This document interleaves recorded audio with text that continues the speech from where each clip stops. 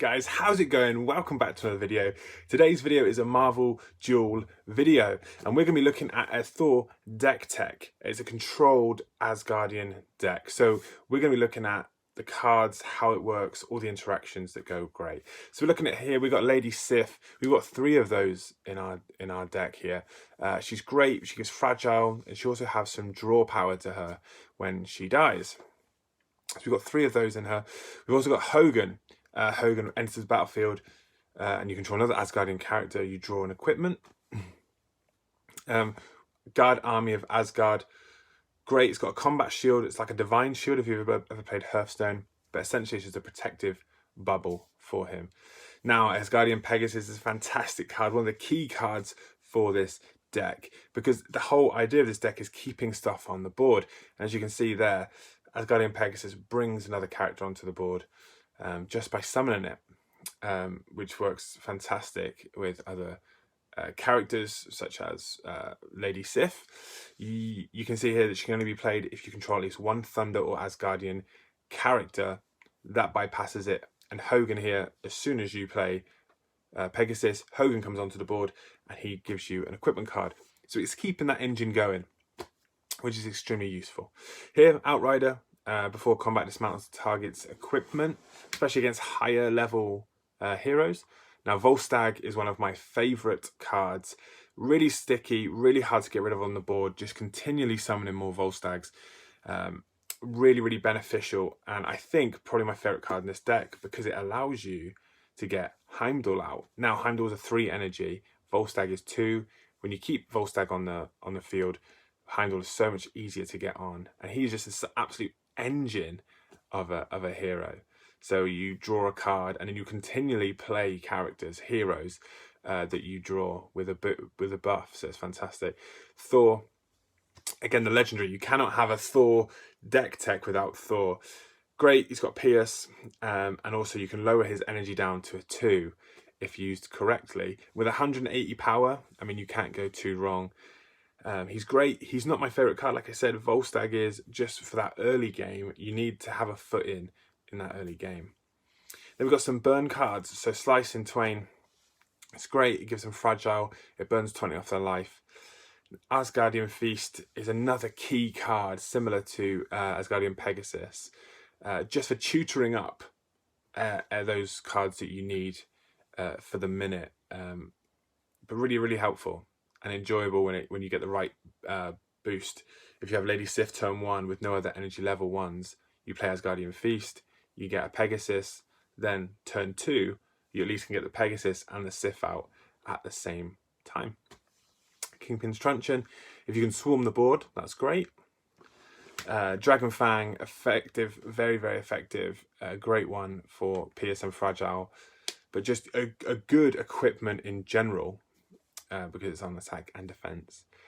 Silver Sword is perfect for ramping up. So if the opponent's playing out chump blockers, just little 10 energies just to defend, you batter through them, you're going to go up. Juggernaut's Helmet, good for Pierce. Now we're on to trap cards, which we've got some really, really good ones. Call of Asgard is good for that engine, but not out of your deck, out of your graveyard. And it stays on the board as long as the opponent's got an enemy character card out. So very, very good, but you've got to keep an eye out, making sure that they've got a hero out if you want to continue it. As soon as you kill that hero on their side of the board, it goes away at the end of the turn. But a fantastic card that works really, really well with Heimdall. Abomination Charges is a good card. When you deal damage to your superhero, it times it by 2, and any hero in your hand that has that just gets put on the board. So good for Thor. And then another engine card with Opening the Bifrost, but this card is a 1 and done, so it doesn't stay on there. Explosive Trap is a good burn, especially if they're going to try and build on that. Widow's Bite again is a good little trap burn when it uses the stun feature. Brilliant. Let's go see it in action. How are you doing, guys? Right, we're into it with the final boss of Marvel Duel, Thanos. So we're going to give it a go. Now, Thanos, I'll tell you now, is not the strongest or the hardest opponent you will fight in Adventure, but That being said, he is the last, and I think it might not be the hardest because of the Thor control, but we're going to give it a go. I don't get the greatest hand here at all, really. I think I play Hogan. We don't get the trigger because he's our first champ. We play Abomination Charge.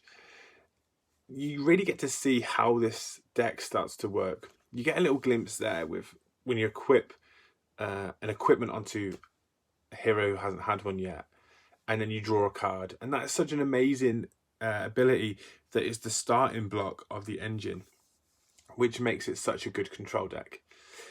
Now here Thanos is snapping, the famous or infamous snap, giving all characters a 50-50 chance of survival. He does it several times. The odds are very much not in our favour, and clears the board. But Thanos is a fun fight. This is a fun fight, and I enjoyed playing it. This isn't live. I'm not playing it live. But it was fun. Again, so character out, equipment on, draw a card. Constant having material, having stuff to do, having that momentum of having, look, first card drawn, has to play it. Although it's a very good card, it's an outrider and destroys my equipment. And then he destroys my Divine Bubble or my Combat Shield. But this is where it gets really, really good. So I've got a burn spell, I burn him down, I clear him out, I play a guard with the bubble and end my turn in preparation for the Heimdall coming out next turn. He has to top deck something insane to at least clear one of my heroes. He doesn't. He clears a chump blocker, which unfortunately isn't going to cut it.